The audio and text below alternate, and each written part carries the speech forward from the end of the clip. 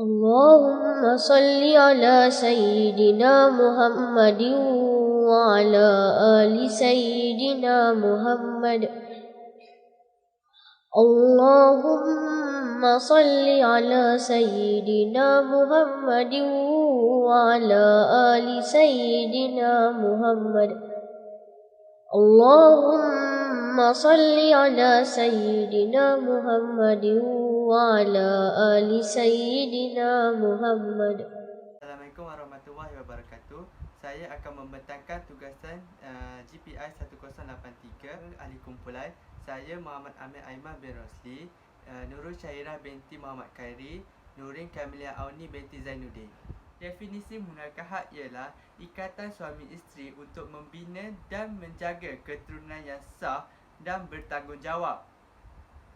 Dengan itu, kita dapat lihat dengan mengadakan ikatan yang sah mengikut syarat Islam akan melahirkan zuriat dan keturunan yang baik-baik. Definisi perkahwinan iaitu mempunyai ikatan yang teguh antara lelaki dan perempuan melalui akad nikah yang sah. Akad nikah yang sah ialah mengikut syarat-syarat Islam. Perbezaan di antara munakah Islam dan perkahwinan konvensional ialah yang pertama, bubar perkahwinan mengikut kaedah Islam iaitu falak, fasad dan khuluk bagi munakah Islam. Seterusnya, bagi perkahwinan konvensional pula, berlakunya curang atau penzinaan sahaja dapat memutuskan perkahwinan Roman Katolik. Tujuan munakah Islam ialah sebagai kebahagiaan yang berkekalan mengikut garis panduan yang ditetapkan oleh syarak. Dengan itu, kita dapat mengikut syarat-syarat yang ditetapkan bagi melangsungkan kehidupan yang bahagia.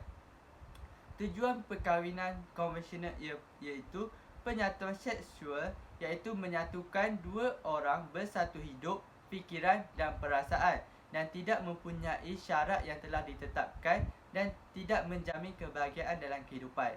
Upacara perkahwinan mengikut munakahat Islam ialah mengikut peraturan yang digariskan dalam syariat Islam.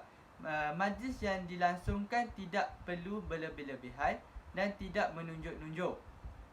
Seterusnya, bagi perkahwinan konvensional pula, upacara perkahwinan mereka mengikut adat istiadat dalam Roman Katolik yang menjadi turutan oleh semua golongan masyarakat, tidak mengira kaum dan bangsa. Munakahat Islam ialah satu ibadat dan perlembagaan yang mengandungi struktur undang-undang, perkahwinan dan kekeluargaan yang lengkap. Dengan itu, kita dapat menjamin kebahagiaan lengkap sekiranya kita mengikuti seluruh undang-undang dan peraturan yang ditetapkan oleh syarak Islam. Bagi perkahwinan konvensional pula, ia dianggap sebagai satu seruan iaitu panggilan Tuhan dan tidak mempunyai syarat-syarat yang telah ditetapkan.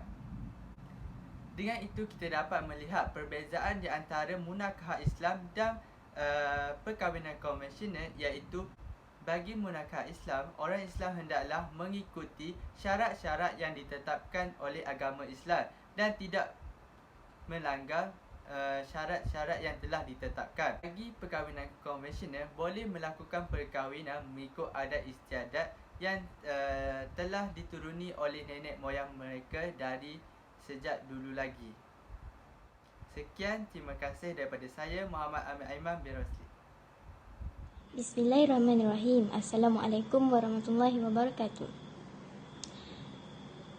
Secara umumnya, muamalat Islam dan muamalat konvensional sudah tentu ada perbezaannya. Tetapi, perbezaan yang paling ketara adalah dari segi definisi antara kedua muamalat tersebut. Muamalat ialah satu daripada bahagian fiqh yang berhubung dengan tata cara perhubungan sesama manusia berkaitan dengan keperluan masing-masing.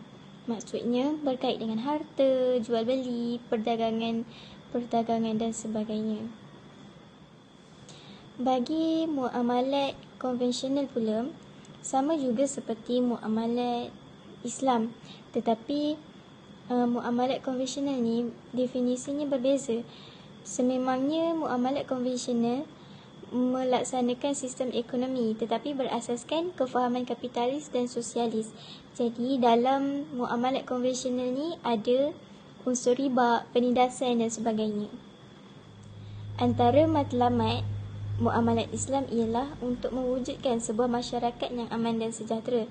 Selain itu, untuk menggalakkan manusia untuk bekerja secara bersungguh-sungguh dan supaya setiap pekerjaan itu, apa yang manusia dan umat Islam lakukan, semuanya diberkati oleh Allah Subhanahu Wa Taala.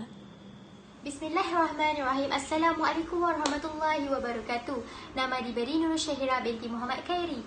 Hari ini saya ingin menceritakan tentang perbezaan di antara dua sistem, iaitu sistem muamalat Islam dan sistem konvensional. Perbezaan pertama di antara sistem muamalat Islam dan juga sistem konvensional ialah dalam sistem muamalat Islam, mereka melaksanakan tanggungjawab perintah Allah dan Rasul berlandaskan Al-Quran dan Sunnah, contohnya mengikut pengharaman riba. Tetapi dalam sistem konvensional, mereka berasaskan semata-mata pemikiran manusia yang mana terlalu banyak aktiviti yang bercanggah dalam Islam, termasuklah sistem riba yang menjadi paksi kepada sistem konvensional.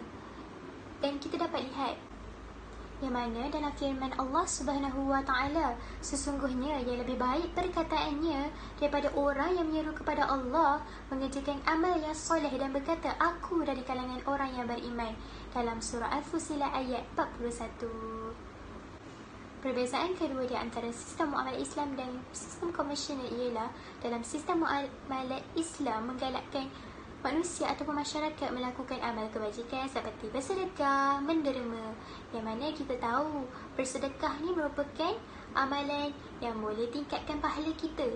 Bila kita ada sesuatu hati yang lebih tu, kita cuba salurkan ke jalan yang diredai oleh Allah dengan menolong orang-orang yang susah, orang-orang yang tidak berkemampuan, orang fakir miskin. Jadi tapi dalam sistem konvensional, mereka lebih mengutamakan keuntungan semata-mata dan mengabaikan tanggungjawab sosial. Dan ini memang sangat tidak digalakkan dalam Islam. Sebab itu terdapatnya perbezaan di antara sistem muamalat Islam dan juga sistem konvensional. Yang seterusnya, yang ketiga adalah dalam sistem muamalat Islam, mereka ingin meringankan beban manusia itu, tetapi dalam sistem konvensional mereka lagi menambahkan beban manusia itu. Kenapa dikatakan menambahkan beban? Kerana mempunyai unsur-unsur riba dan mempunyai pertambahan bunga apabila lewat membayar. Jadi tapi dalam sistem muamalat Islam, kalau kita lewat bayar pun dia tetap dia punya jumlah tu sama je, dia tak ada tambah bunga ke apa. Jadi daripada situ kita nampaklah dalam muamalat Islam ni dia lebih mementingkan kemampuan seseorang individu tu. Tapi dalam sistem konvensional ni dia macam tidak mementingkan kemampuan seseorang tu, dia lebih mementingkan keuntungan dia sahaja. Jadi daripada situ kita boleh lihat dah ada perbezaan yang sangat ketara. Perbezaan yang keempat di antara sistem muamalat Islam dan juga sistem konvensional ialah dalam sistem muamalat Islam, dia menjadikan harta sebagai alat untuk kita lebih mendekatkan diri kepada Allah Subhanahu Wa Taala. Tetapi dalam sistem konvensional, dia menjadikan harta itu sebagai matlamat hidup yang utama. Jadi kita tahu hidup kita ni bukan hanya pentingkan harta, kita perlu seimbangkan duniawi dan juga akhirat. Jadinya kita tahu dalam Islam mementingkan kita untuk lebih nak dekatkan diri dengan Allah dengan cara kita salurkan harta kita ke arah kebaikan. Kita tolong orang yang susah. Kita tahu kita punya harta yang lebih, jadi buat apa kita simpan je, harta tidak boleh bawa sampai ke mati. Baiklah, yang kelima dan juga merupakan terakhir perbezaan di antara sistem muamalat Islam dan juga sistem konvensional ialah dalam sistem muamalat Islam, cara dia mendapatkan harta tu adalah mereka mementingkan sah dan halal di sisi syarak. Tetapi bagi sistem konvensional, cara mereka mendapatkan harta tu, mereka tidak menilai sama ada harta tu daripada sumber halal ataupun yang sah di sisi Islam. Mereka berpendapat bahawa daripada mana pun sumber tu, janji mereka boleh kaya. Tetapi dalam Islam tidak.